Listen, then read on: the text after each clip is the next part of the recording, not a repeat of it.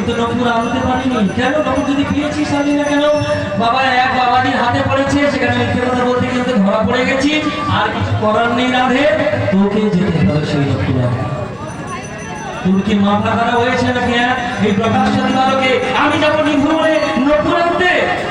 ও ললিতা বলছে, বাহ, আমার বেলায় ব্রজবধূর বেশ ধারণ করে পাঠালি, এখন তুই যেতে পারবি না?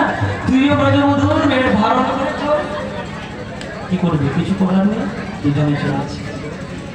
বাবাজি, বাবাজি, ও বাবাজি, আগে দেখছিল একটা নারী কণ্ঠ, এখন দেখছে দুটো নারী কণ্ঠ। পেছন ফিরে তাকিয়ে দেখি না দুজন ব্রজবধূ দাঁড়িয়ে। চলে এসেছো না? এবার দেখি প্রমাণ দাও, দেখি তোমার নকুর কিনা, তোমার ওই সখী নকুর কিনা। বলছে এই বাবাজি যে সে বাবাজি নয় রাধে, দেখা বাবাজি দেখুন, এই যে আমার সখীর এই ডান চরণে এই যে নকুরটা রয়েছে, এই নকুরের জোড়া হলো বাম চরণের নকুর। দেখি, ঠিক আছে, তবে যেখানে নকুরটা পড়েছিল না বাবা, সেখানে একটা চরণের চিহ্ন রয়েছে।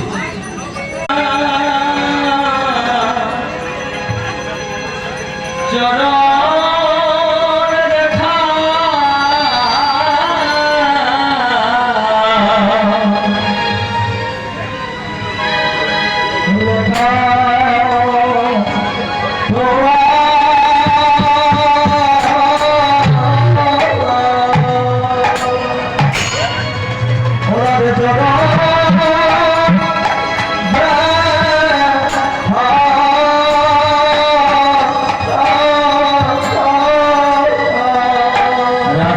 বলছে, রাত ললিতা তুমি কি বলছিস?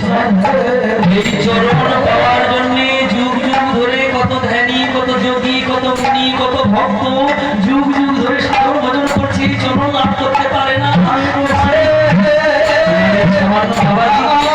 চরণ দেখাবো? আর কিছু করার নেই রাধে, চরণ দেখা।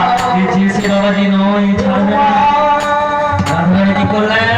বাম চরণটা যেই দেখিয়েছে, মাগো বাবাজি কি করেছে? চরণের চিহ্ন মেলাচ্ছে, দেখিয়ে। ঠিক আছে, এবারে কিন্তু তিনি চিনতে পেরেছেন যে এই নারী সামান্য নারী নয়।